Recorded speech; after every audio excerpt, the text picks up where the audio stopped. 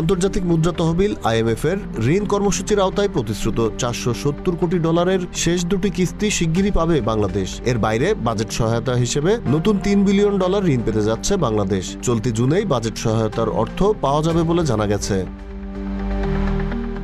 যুক্তরাষ্ট্রের ওয়াশিংটন ডিসিতে চলমান বিশ্বব্যাংক ও IMF এর বসন্তকালীন সম্মেলনে সাংবাদিকদের এমন তথ্য দিয়েছেন বাংলাদেশ ব্যাংকের governor doctor Ahsan H Mansur. অর্থ উপদেষ্টা সালেউদ্দিন আহমেদের নেতৃত্বে বাংলাদেশের 15 সদস্য বিশিষ্ট প্রতিনিধি দল এই সম্মেলনে অংশ নেয়। সভার শুরুর দিনেই বাংলাদেশকে প্রতিশ্রুত IMF এর $470 কোটি ঋণ কর্মসূচির চতুর্থ ও পঞ্চম কিস্তির অর্থ ছাড় নিয়ে আলোচনা করে। নীতিগতভাবে IMF চতুর্থ ও পঞ্চম কিস্তির অর্থ ছাড়ের সিদ্ধান্ত নিয়েছে।